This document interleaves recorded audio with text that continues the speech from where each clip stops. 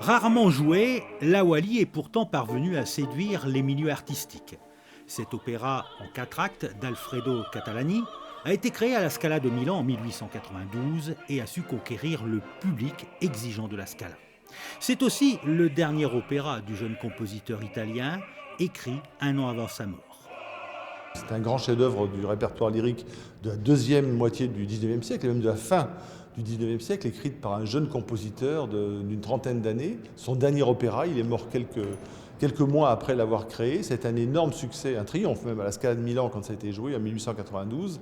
Et tous les plus grands interprètes, les plus grands chefs d'orchestre, Toscanini en tête, ont toujours défendu ce répertoire, cette œuvre, en l'imposant au Metropolitan Opera de New York, revenant à la Scala de Milan avec. Les plus grands chanteurs ont voulu le chanter.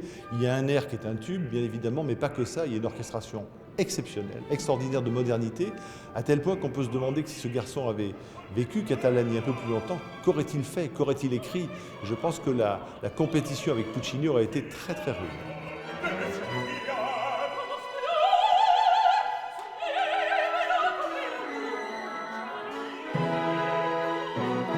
L'action se passe dans un village tyrolien. Le père de l'héroïne lui a choisi un parti, Vincenzo Gellner, dont elle ne veut pas. Wally est amoureuse d'un autre homme, Giuseppe Hagenbach, dont la famille est détestée du père de Wally. Wally défie alors son père et apparaît comme une femme libre, émancipée, mais vulnérable aussi. Je pense à elle comme une fille qui est très forte, qui a plus de mère, elle vit dans les montagnes, elle est toujours dehors, c'est ce que je pensais. Et elle est un peu sauvage. Ils parlent d'elle, la sauvage, ils disent. Alors au début, elle est très sauvage. Et là, elle tombe amoureuse de Hagenbach. Elle essaye après que son père est mort, elle est très riche. Elle essaye d'être très très belle avec les perles et tout ça. Et elle a changé son look, mais toujours dedans, elle est sauvage.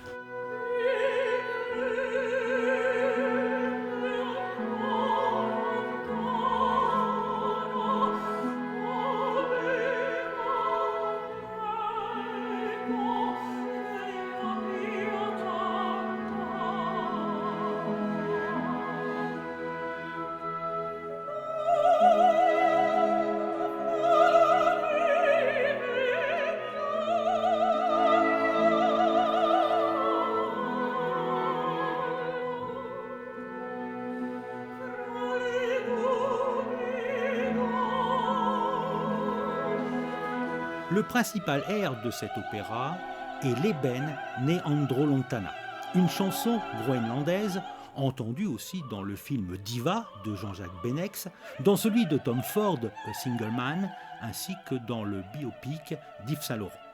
L'air Eben intervient au moment où Wally décide de quitter définitivement la maison familiale pour se réfugier dans la montagne.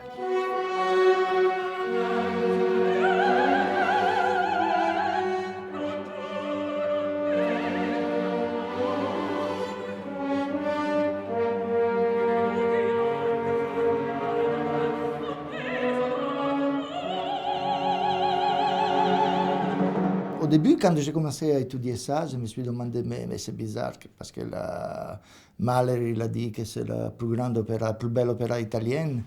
Et moi, je me suis dit, il faut que je découvre ça, parce que c'était vraiment difficile. Mais au fond, je suis arrivé à comprendre pourquoi il a dit ça. Et il y a vraiment des choses à l'intérieur,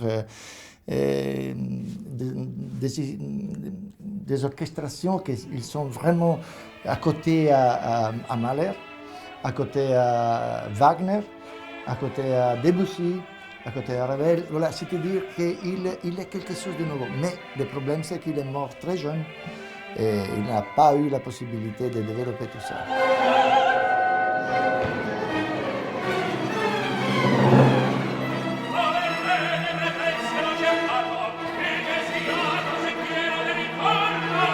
Dans le dernier acte, Wally et Giuseppe sont enfin réunis, mais une tempête de neige et une avalanche menacent le jeune couple.